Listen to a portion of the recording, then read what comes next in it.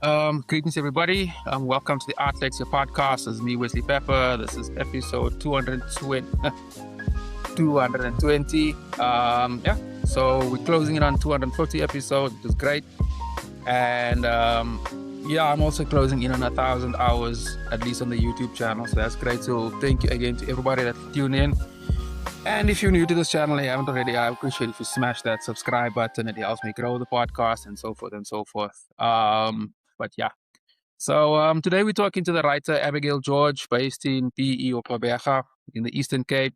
She's a writer and a poet. I with writers, there's never you can never just call somebody a writer these days. Everybody wears multiple caps, and uses their talent in multiple ways and everything. But for now, just for marketing, I'm gonna call you a writer. So firstly, Abigail, good morning. Thank you for taking the time. How are you? Good, good morning, Wesley. It's good to be here. It's good to be on this platform. Yeah, man. Thank you for taking the time out and everything. Let's start a little bit in the beginning, just to give the listeners like this little bit insight into you're based in the northern areas in PE, correct?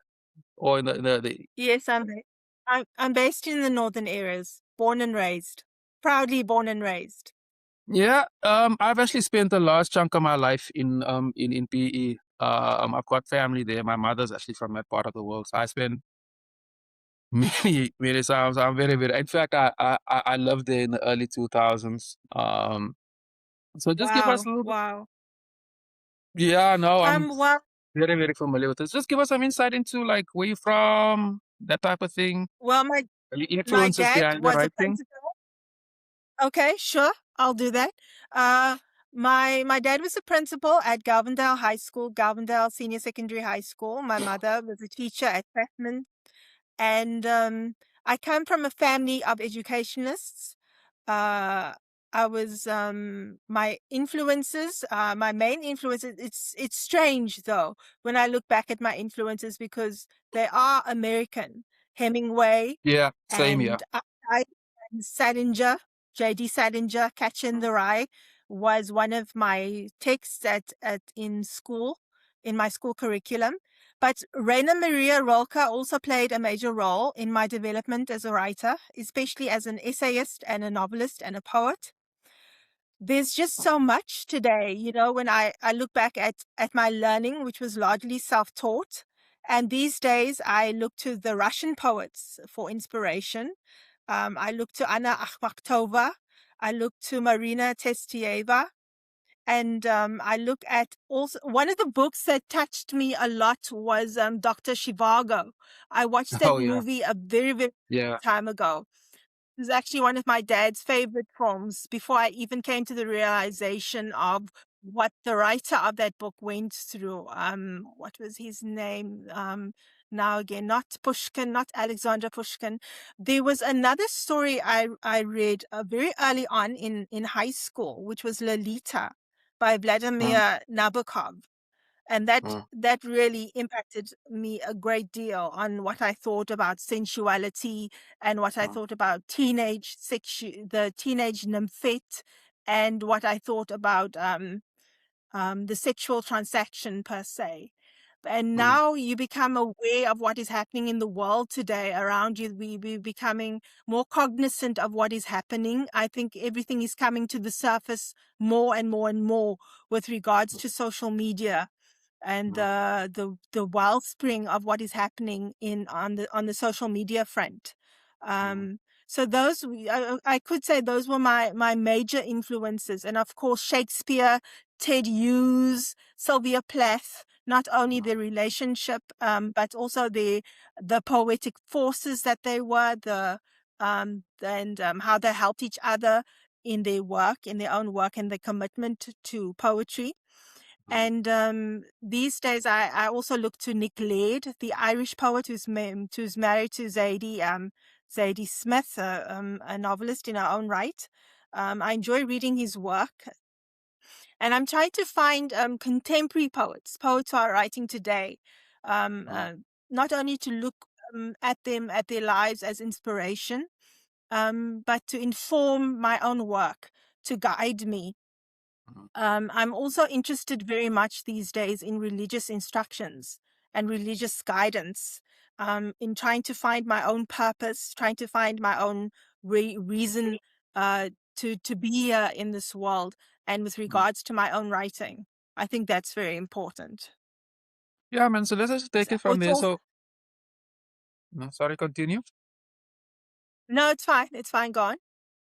No, man, I wasn't also so interesting influences. You mentioned there about being influenced with a lot of American culture. I can agree there, or similar there, and I think it's also our generation. I mean, I can definitely remember, like for example, something like music. For example, the radio stations that I had access to as a lighty, it was mostly just American music. It was only really in the mid '90s with after '94 with the whole Kwaito boom that they started playing more and more local music, for example. But even in writing, I remember in high school there was no local writers, none. I Mm, wasn't there, I wasn't taught a single one throughout yeah. my school career. So yeah, I that's don't very similar. know if That you. actually leads to Sorry. into another interesting conversation. But yeah, continue. Okay. No, No? I forgot to mention Bessie Head. Bessie Head. I read Bessie Head when I was at a Uh, Model C school in Port Elizabeth. I was at collegiate high school for girls, mm, and we read Bessie Head, Bessie Head's Maru. And I just mm, recently read As the Rain Clouds Gather, and I was so mm, touched by her unique styling and technique that she wrote with. It was far ahead mm, of her time. And she was mm, also plagued with depression, I think major mm, depression, I'm not sure, and mm. mental illness. And I think that needs to be discussed, you know. There's a lot of Yeah, we're stigma gonna get to that. surrounding mood. Okay, sure. No, no, I didn't need to cut you off. No, it's fine. It's fine. Yeah, but go ahead. You still saying? Um, I think it's time now to dismantle the stigma surrounding mental illness, and that is also what I write about. You know, it's very dear Yeah, and I near was to gonna my ask you heart. about that. Topics Mm, on mental illness and mental health. My dad was he's a brilliant man. He was an academic, he was a writer, he was a teacher, educationalist, and he studied abroad. And he was a manic depressive. And I think my mother had her own depressive episodes. I mean, you know, dealing with myself, my own mental health struggles, my own mental health challenges, and she had me, she had my dad in the home, so it was very difficult. It was tough on her, and you know, it's always difficult for a mother and a daughter. I think in some instances they are best friends, and but I have a difficult and strained relationship with my mother, but she's always been my champion. She's always she's my muse, and she's my greatest inspiration. She bought mm. me my first typewriter when I was age 12, and she's always just encouraged me all the way. Yeah, I was gonna just as a quick point, on a typewriter, just to because a large part of my demographic is also young kids. A typewriter was what we had before the computer. It didn't run with electricity.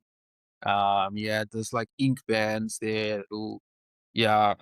Funny enough, my mother also used we I anyway. They probably threw it away already.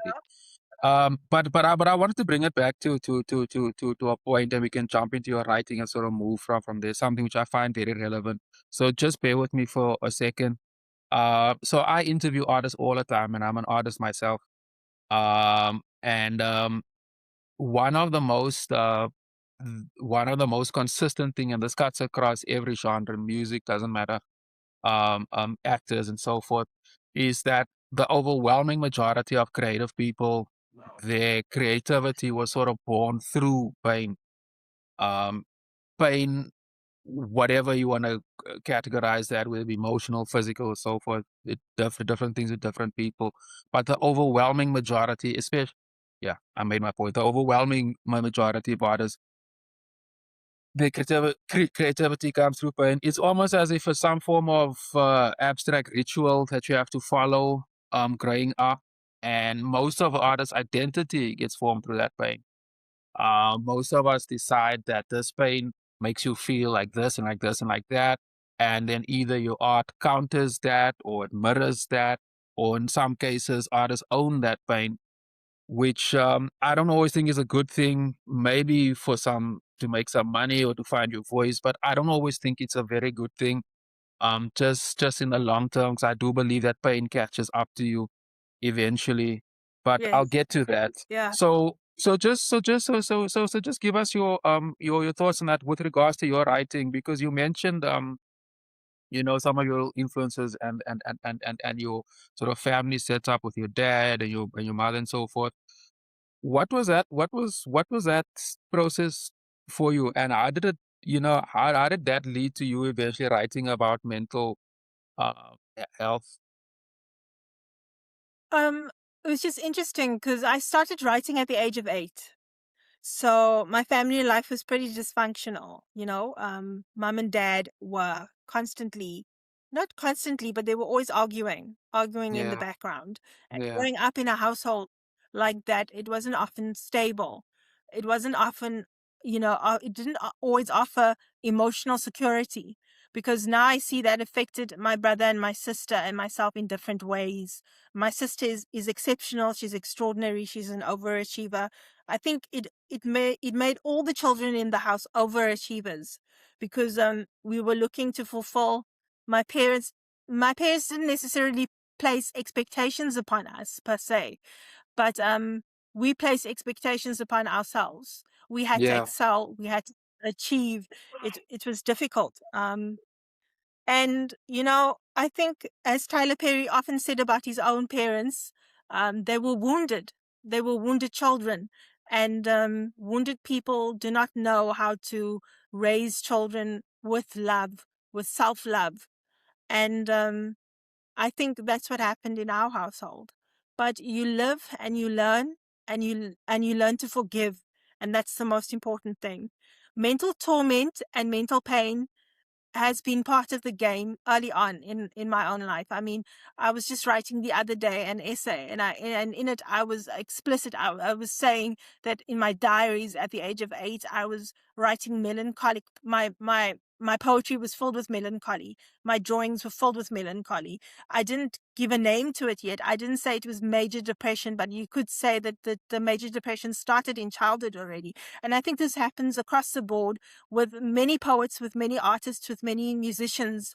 It's rife. Alcoholism is rife within the artistic community. Not just alcoholism, drug addiction, drug use, and substance abuse. And yeah. I mean, it's difficult to say. I mean, I'm not standing in judgment of anyone, because I'm not standing in judgment of anyone, because addiction is difficult. I've had my own difficulties with addiction. I've been addicted to food. So it's always difficult to say, and I don't want to stand in judgment of anyone. It's very difficult to do that. You can't really do that when it comes to art. Because art, as artists, we have to support each other. We have to be loyal to the community, because no one else is. Because sometimes you're standing on the fringes of society with your truth, and truth is not a popular game. Nobody's interested in hearing truth. They want to follow the leader, often to the detriment of society, often to the collapse of that society. Interesting. Yeah, no, sure. You mentioned a few things there actually. But just to take it back to uh you mentioned something to do with addiction. That's another thing, a very consistent theme throughout every single creative. And just to give my listeners just some perspective, I don't think artists are more addictive than any other job or any other person, because there's drug addicts, food addicts, sex addicts, in in parliament, everything. It's just that us, unfortunately, if you look at, especially if you look at like movies and so forth, pop culture, they always use addiction as they always frame it in a very romantic. They always romanticize it. They always make it seem as if They the do. artist They find do. his or her They do make it voice or romantic. fame. Yeah. Yeah, they I don't like that. I think it's not a true reflection of what we do, because I believe that addiction. For us, there's many ways. It's just I know some artists use it to numb the pain. Others use it just to as a it sort of just keeps everything moving. It's very much just part of their process. It makes them feel good. And as you say, I also don't judge nobody with regards to that. Whatever makes you feel good, you gotta stick to that. I Mm. don't necessarily believe it's our yeah, society can do that. But just to bring it back to your writing. So through all of that, I mean, if you were writing since a very young age, um, have you ever can you give us some of the list of your books that you published work, whether it be essays, I mean, various publications and so forth? Just so, yeah, My work, we can get some insight you into can that. find a lot of my you can find a lot of my essays on Medium, and on African Writer magazine online, and OV magazine which is now based in Sweden. I wrote a lot of poetry, and essays, and excerpts of novels and novellas, that can be found online. But my books, in print, some of them are out of print. I'm trying to get my brother to reprint Africa We Art Thou and Feeding the Beasts, which was both. I got funding for Africa We Art Thou from the National Arts Council, and I got funding for Feeding the Beast from the Center for the Book in Cape Town. And I've written my most recent publication. My most recent publication is Songs for Palestine, Struggle Poems, which was published by Tendai Rhinos Manwaka of Manwaka Media and Publishing in Zimbabwe. And also, I brought out a book called When Bad Mothers Happen, which was a book of narrative nonfiction that was published in America by Novelty Fiction. And I had a book published in Australia, New Zealand by my French publisher. That was Letter to Petya Dubarova. It consisted of a letter to this poet who committed suicide, who lived in Bulgaria a very long time ago. And it's heartbreaking to know that she actually committed suicide so young, and that we're losing so many of our artists, so many of our poets. But it's like you said, it's not just in the art field, it's not in the arts and in this artist's landscape that this is happening. It's all over. It's in every career, every vocation. Mhm, It's in our high schools, it's in our primary schools even. You know, children are turning to drug use, children are turning to substance abuse and alcoholism because of poor parental supervision, because the teachers are not adequately trained. So it comes to education as well. It comes to parental control as well. You know, it comes to father absence and single parenthood, about what is happening in the colored community, absolutely. specifically in the community. Um, just before we move on to there, because I do wanna go down that rabbit hole. You mentioned quite a few people that your work was published through and stuff. Where can people get hold of those books? Is there or rather also you also drop me some links that I can add to the I'll description drop box you. below. I'll drop you, yeah, for sure. I'll drop you the links. But my books are available from African Books Collective. And I think there are books available from bookstores in South Africa, but the books are so expensive because it's an international book distributor. It's a book distributor is based in London. So the books are quite expensive. I unfortunately don't have the means yet to acquire those books and sell them on my own. But once I do, I'll make that available. Abigail, I have to ask this question. Why work with so many publishers from different parts of the world? What's the method what's the reasoning behind that? Or were you just approached by them or That's such a good question. That's a very interesting question. It's not as if I hadn't tried to get my work published in South Africa, and it's really come to nothing. It's been very, very difficult to have my work published in South Africa, to be recognized in South Africa, to receive recognition from my peers and contemporaries in South Africa. Not that I went out of my way to seek that. I didn't go out of my way to seek an international audience, or yeah. to receive wide recognition overseas. I didn't go out of my way to do that. It just happened. I would say it's fate, or destiny, or it was written in the stars. Just that's the way it happened. Yeah. I hope that answers your question sufficiently. Um, no, no, it does, and you're not the only writer that gave me that answer. You're not, you're not, you're not alone there. Not by a long shot. And it's not just writers. Musicians, fine artists too. Some people just find a home abroad quicker than they do. What's that old saying? Is that and I forgot. But basically the line is that like that the prophet is not praised in his home or something like that. But like you it it's not uncommon for creative people not to be recognized locally first.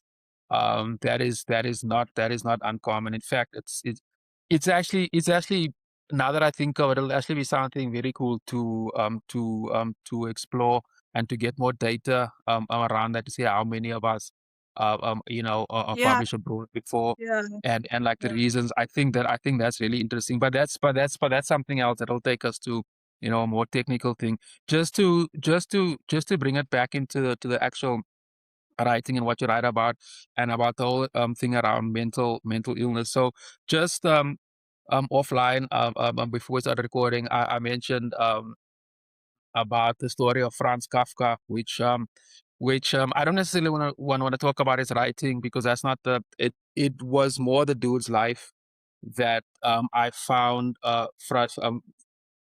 let me explain. Was that I mean, the man lived his entire life through physical pain. He was sick. I think he had tuberculosis.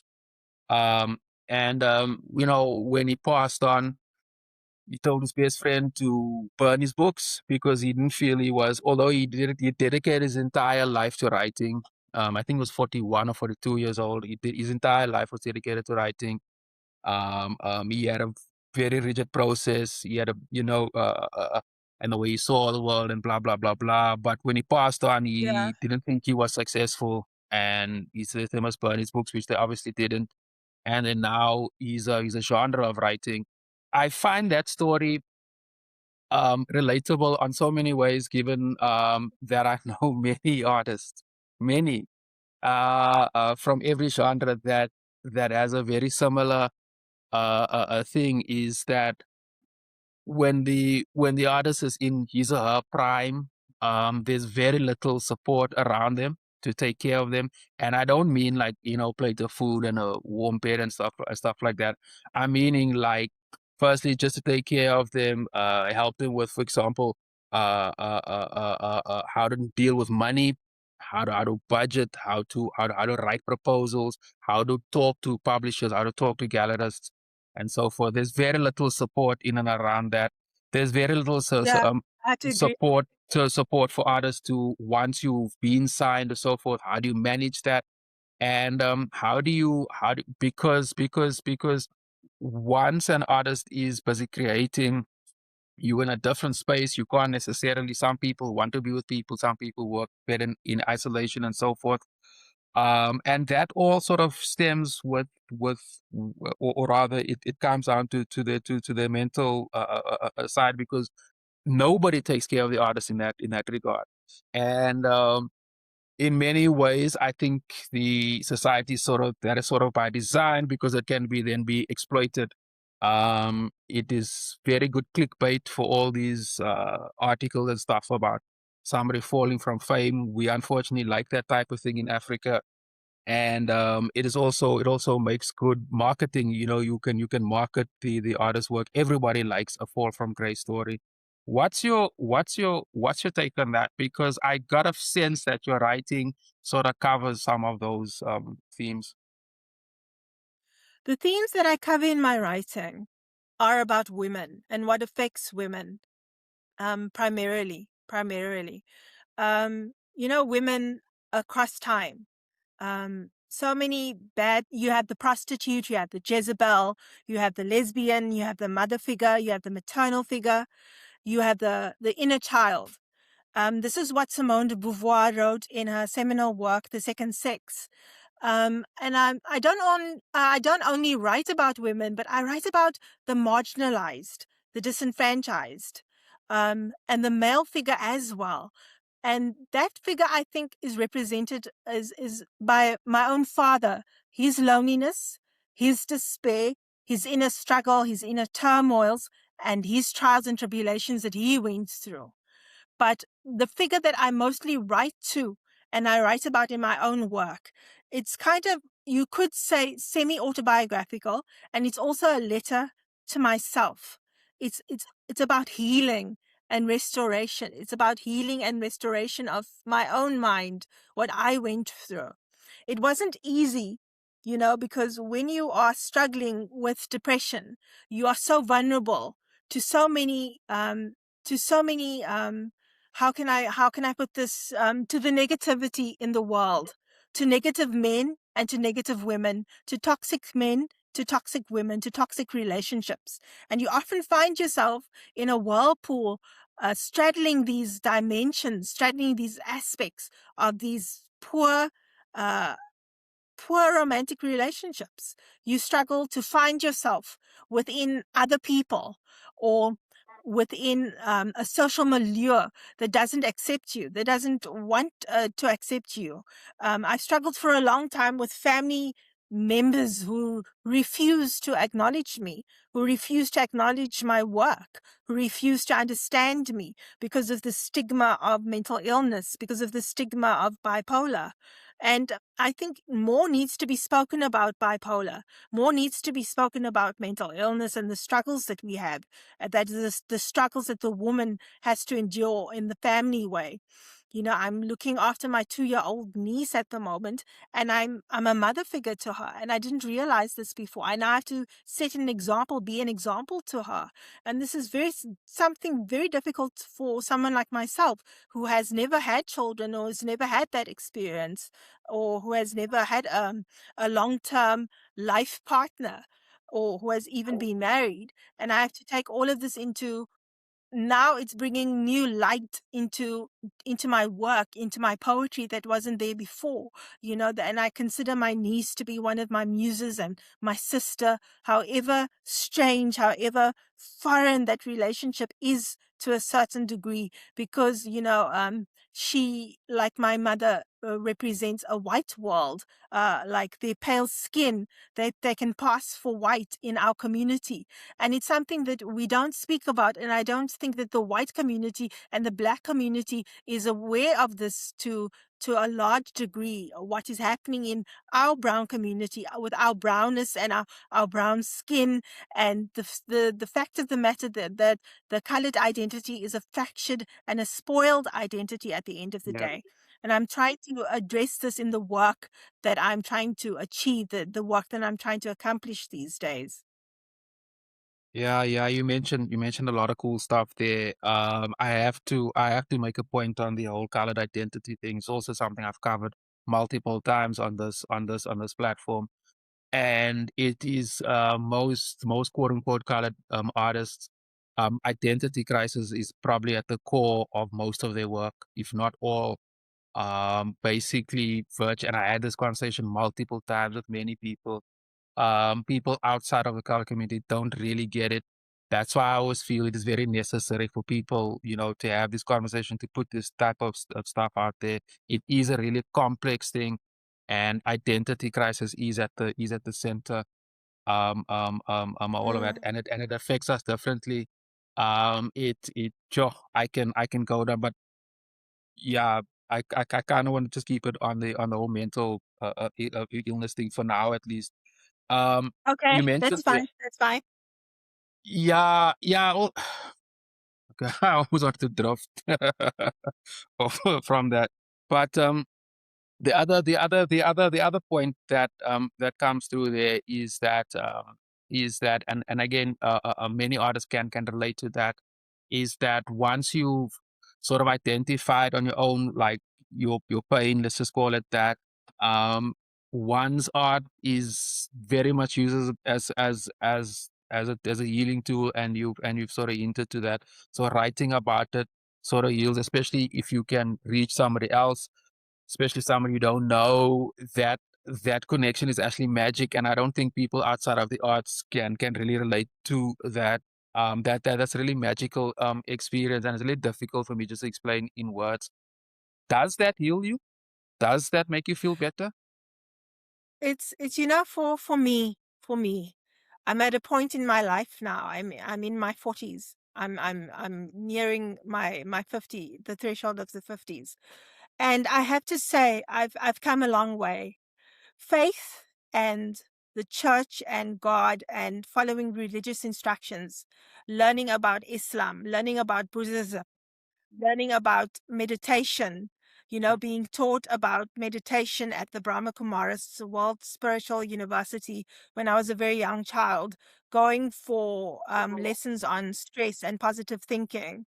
That really influenced me a great deal. I have to say, every eventuality that has happened in my life and the people that I've met, has led me up to this understanding of healing, self transformation, self love. It hasn't been an easy journey, and it's not an easy journey for many, many other people. Look, I've also had my attacks where I've faced my demons, and I thought to myself, I can't do this anymore.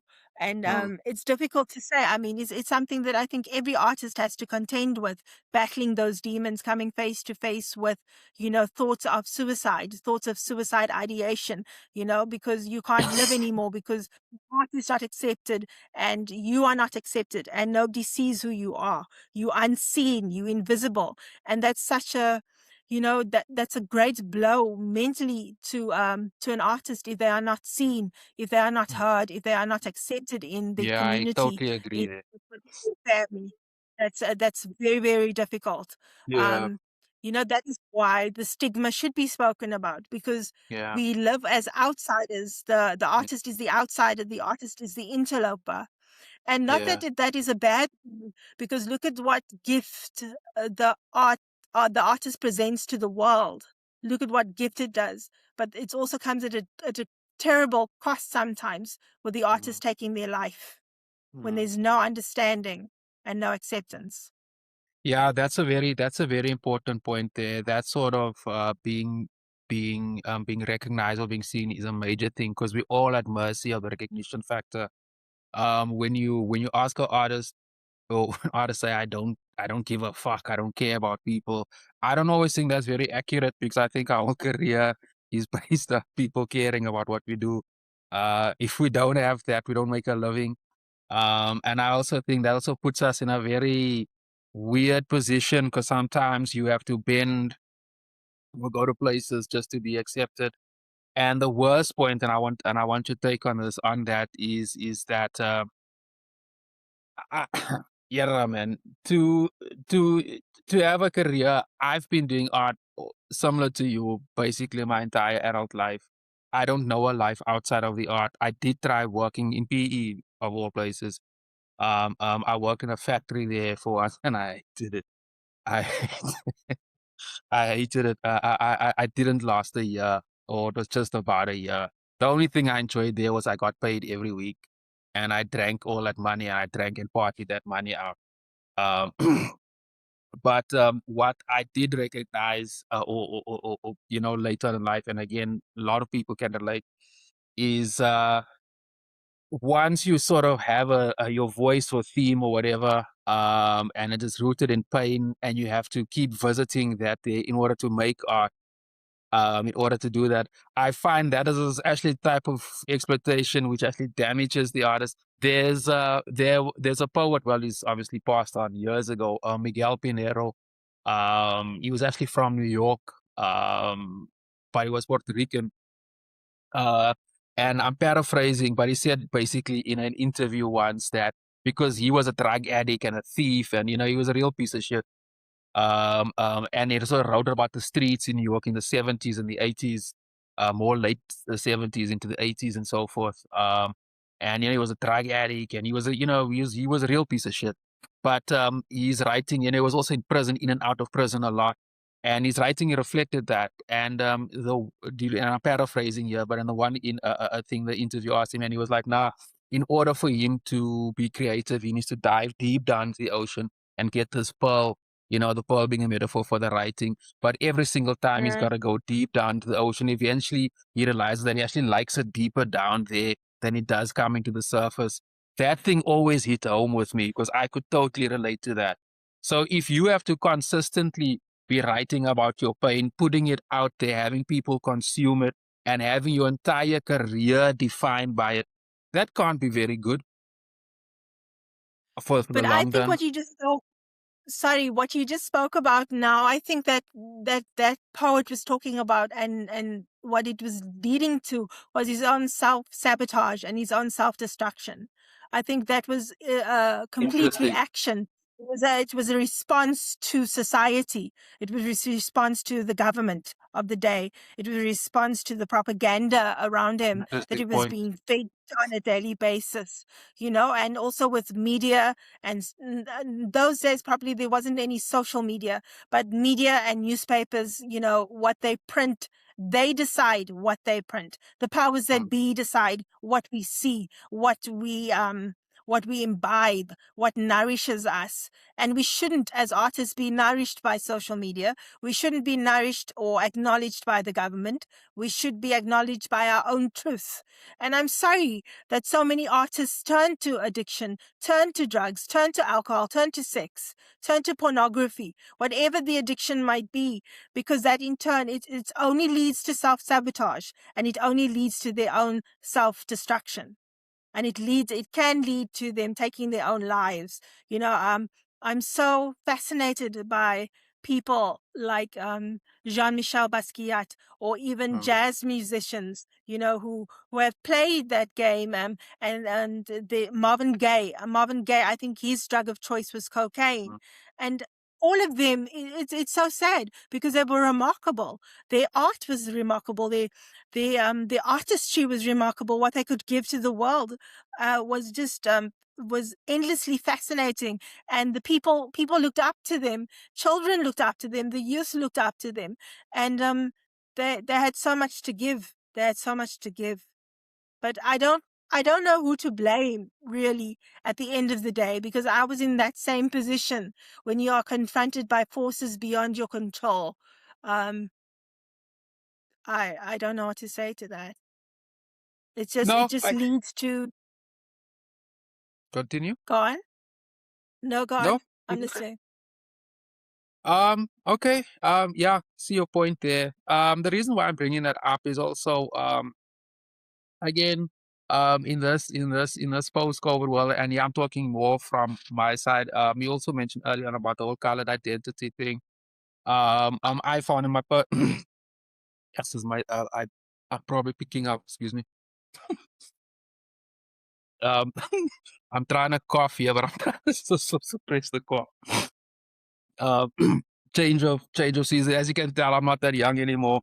Um, at this age, you physically feel the change of season. You physically feel it. You don't need a weather app anymore. Yeah, but I'm good. I was gonna mention about Okay. the so Lucky man, I've started this podcast during the hard lockdown during COVID. Mostly, well, it started off just trying to track how others are coping. Because back then we didn't know what the next 10 or 5 years was going to be. And here we are almost 5 years later. And very little has changed in our industry, very little. And I mean that in terms of um, the way certain government institutions work, where galleries work. And I'm talking from a visual art perspective, it's still the same shit. Nobody's looking for new markets, blah blah blah blah. And I find that the way these institutions, and then this speaks to writers and musicians too.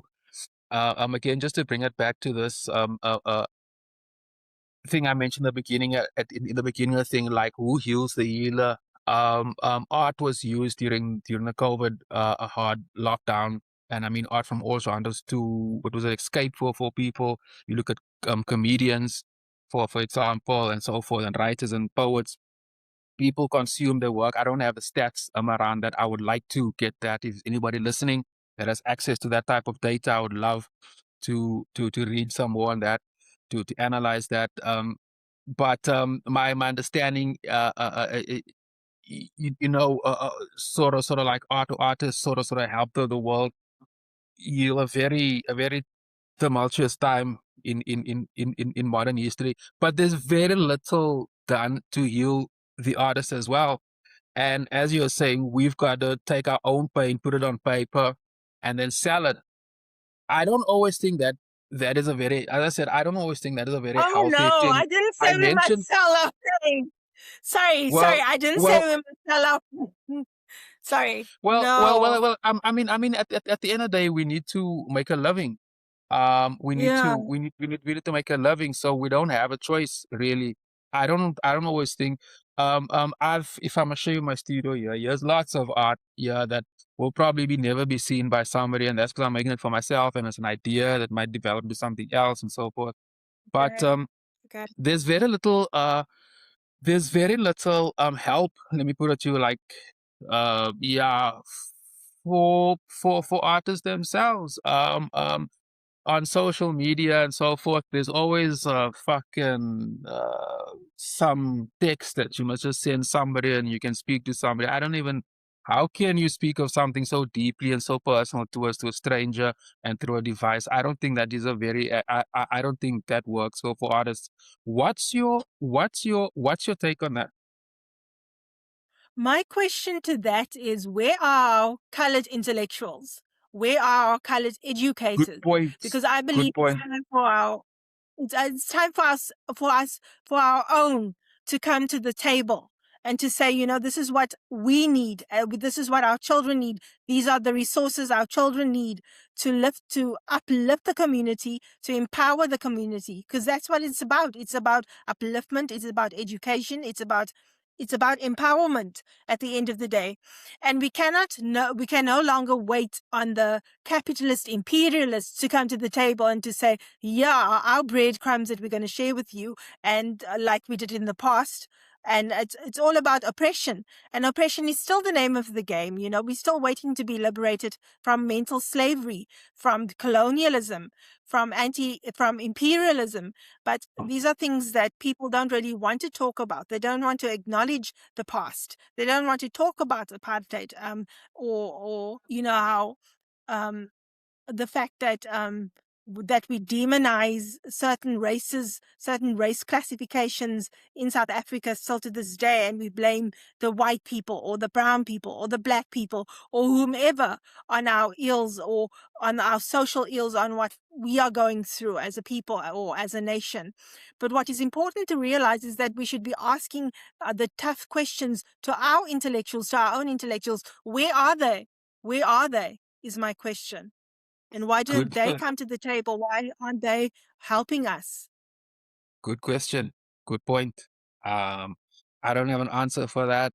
I I know of the colored intellectuals that I know are comfortable. Well, not all of them. A handful is comfortable. And once others get comfortable, they don't care anymore. I think some of that has got to do where they know that pain and they don't want to go visit that hole anymore. So once they are comfortable, they okay, at least in theory. But that's a good point. I do feel that art has got a bigger role to play in modern society, given that there's artificial intelligence AI is trying to replace creativity, which I don't think is practical, and I don't think it I don't think it has weight. I think people will grow weary because there's no soul in there, and basically you're just copying Mhm. from other No, I people, and agree that's with you. another conversation, Yeah. especially with regards to why aren't we compensated for that? Because AI is being trained off our work, and we're not being compensated for that. Yes. And that thing you're talking about, or rather, I made the point of things not changing. That needs to change. There needs to be more discourse, a Mhm. conversation around that. But anyway, we'll just leave it at that.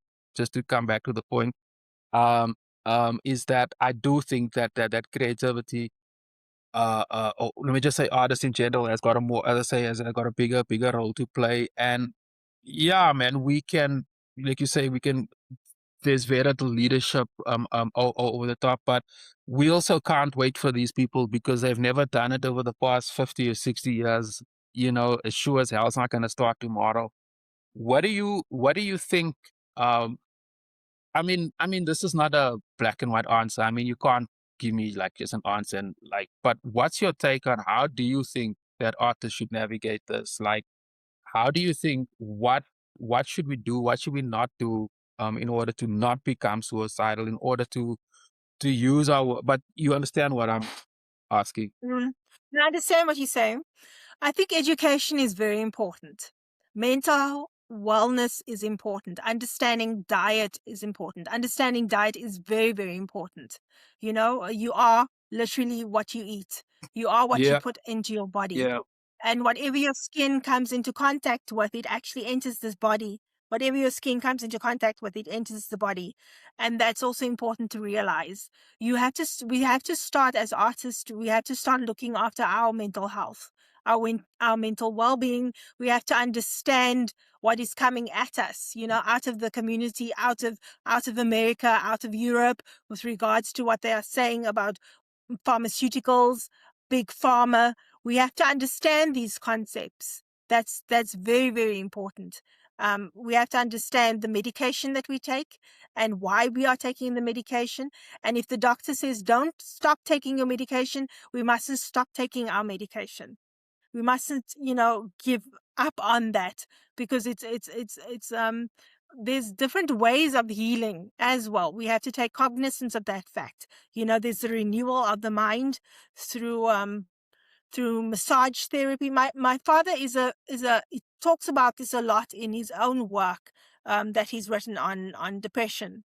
Um, so there are many, many things to discuss around this, and I think it should be spoken about more broad in the wider artistic community. Yeah, I totally agree there. I totally agree that on my own capacity, I definitely want to facilitate something more around that using this very platform. Although the art leagues have got very big commercial, there's a bunch of reasons why I'm doing this. It's also to grow community, um, to grow community just of artists. But anyway, yeah, I do think that is a we should because I don't think there's a easy answer to this because we are all different and we come from different cultures and so forth. So yeah, that could definitely potentially um let's sort of wrap up. Let me get your take on this. We are in 2026 now. Every single time I pick up my phone or I'm very much tuned into current affairs, politics around the world, and so forth. Because it very much influences the art that I make. Things is becoming more and more complicated every week. Do you think? Where do you think that the art, given that we also have AI, which is a serious game changer, what's your take on the artist in 2026, 2027? Do you think we are gonna be more relevant, less relevant? And if so, what what do you encourage other artists to do to sort of combat all of that? In 2026, the artist will be more relevant than ever. The artist will not go underground. Although he's always worked in an underground space or sphere, um, the artist has always worked in isolation against the powers that be, against the government, against the third force, whatever you wish to call it. I wish to encourage the artist. I wish to encourage all artists, as I do myself every day, to continue to do the work. Carl Jung, the famous Swiss psychiatrist, said that as long as I'm paraphrasing here, as long as you conscientiously do your work in isolation, friends will come to you, a community will come to you, a tribe will come to you. So never fear that you are not doing the work, that nobody will see the work. Perhaps the work will only be acknowledged after your lifetime, 100 years from now, 10 years from now, it will remain undiscovered in the bottom of a drawer. But what is important to realize is that our artists speak to our, it is our artists and our poets that have always spoken to us throughout the centuries, since ancient times. And it will always be the artist who will speak to us. Hmm. Interesting. Yeah, thanks for that. Thanks for that, Abigail. I'd like to I want to push back on something real quick. I don't want my stuff to to be found in a drawer somewhere after I'm passed on, and then all of a sudden I become a genre of art. I'm doing my best not to allow that to happen. Which is also part of the reason why the podcast is to just to put my work or everyone else's work out there. You know that we do exist, we are alive. um, I find it really unfair. You know, one of my favorite MCs, Immortal Technique, you know, and one of his rhymes, and I'm paraphrasing here, but he was basically saying there's a market for chocolate covered roaches, there's a market for pet psychologists, but you're telling me there's no market for cultural you know, creative work. You know, I don't believe that, eh? You can make a living selling a pen. I mean, people don't even use pens, but there's companies that is making it for hundreds of years, making small things that but yet society found it I find it difficult to cater for creative people. I find that unfair, and I don't accept that. Not for one single second do I accept that. Let me And just add this. Let me just add this. Sorry, let me just add this. please, Creative people not afraid of using the truth. And people are afraid of the truth. People don't want to hear the truth. They don't want to understand the truth. They don't want to acknowledge the truth. And the truth is what the artist is about. The truth and honesty is what the true artist is about. And people don't want to acknowledge that. They don't want they don't want to receive an education that is based on the truth. If you look at the history books, and if you look at the history that you were taught when you were in primary school, that was not the truth. That was the yeah, capitalist imperialist truth, yep. so to speak. Sorry for interrupting you. You can Go go. ahead, You can go on. go ahead. Um, no, I just thought I would add that to what you were saying, because the truth is so. I mean, I myself, you know, one of my publishers, editors in Germany was saying, you know, at this point in time, I should have been receiving such and such royalties. I should have been doing such and such residencies or going on fellowships or things like that. But that's not what it's about. For me, it's always been about the work, putting in the work, doing the hard work. That's what it takes. That's what I'm here for. I speak to the heart of a nation. I speak to my own heart. But first, you are the artist is the recorder and the historian to history. We are not only truth seekers or storytellers. We are also witnesses. We are witnesses to the past and to the present and to the future. We write for the future. We write for future generations to come. And this is difficult for some people to understand, because I know it would be nice to have a payday at the end of the day, but that's not what the true artist does it for. Yeah, I agree, but we still need to get paid though. Yeah, yeah. Um, No, I get we that. still need to get I get paid. that. Um, Yeah. and that's not right, man. Like I mentioned, you can make a living of selling anything except art. And if you want to make I think that's a very, very important a point to career as a musician, these contracts are so complicated. But yet, if you go and work for for Sasso or some multinational company, those contracts are not that complicated. At least yeah. it's very straightforward. You come to work every day, you do what I tell you, I give you a paycheck, you go home and you do whatever you want with the money. With us, it doesn't work like that, and I don't think Mm. that's right. I do think we need more, especially in the age of AI. Because and I want to wrap up here because I don't want to keep saying the same thing. But I just want to Okay. bring that one point thing, and I've been talking about AI consistently on this platform. is that these things are being Mm. trained off our creativity, and we're not being compensated for that, and that's wrong.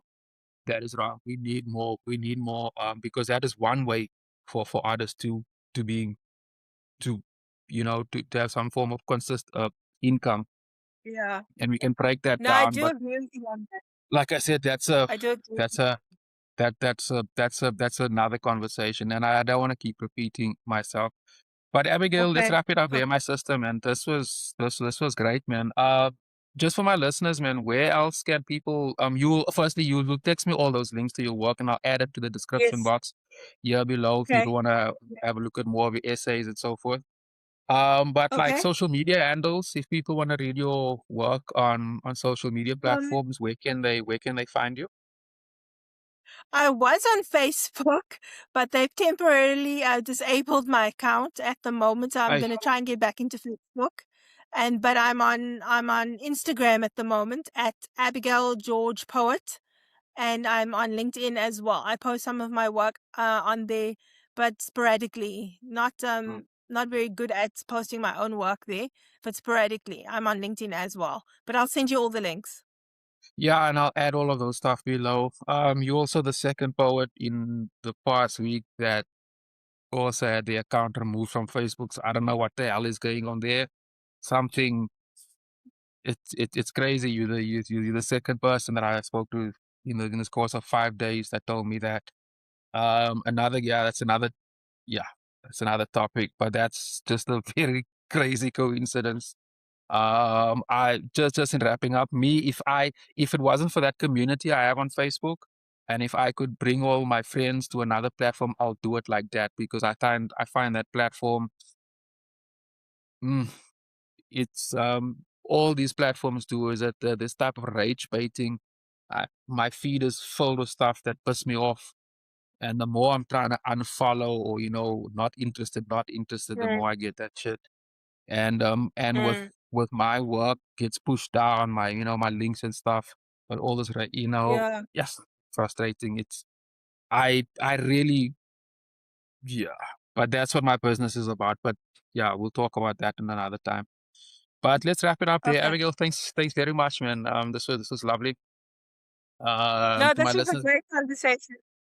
This was a if great you got this conversation. far in this episode and you haven't already smashed that subscribe button, like and subscribe button, I'll definitely appreciate that. Abigail, we'll be in touch via WhatsApp. I will publish this episode probably towards the end of the week, but Okay. I'll be communicating with you with regards to that, and then I publish the shorts a few days later. The shorts do very well, much better than my longer format. Um, and I publish it on all the platforms except TikTok. I don't Okay. do TikTok and I don't do Twitter. So, but everything else you'll Okay. find me on there. And yeah, let's just wrap it up there. So enjoy the rest of your week. Thanks, Leslie. Thank you for You coming too. through, You too. and it was a Thanks. It pleasure was a talking to pleasure. you. You're welcome. And I'll be in touch via. We'll be in touch on WhatsApp. So take care, man. Thanks. Okay. You too. Thanks, eh? Thanks, Abigail. Cheers. Bye bye. Okay. Bye.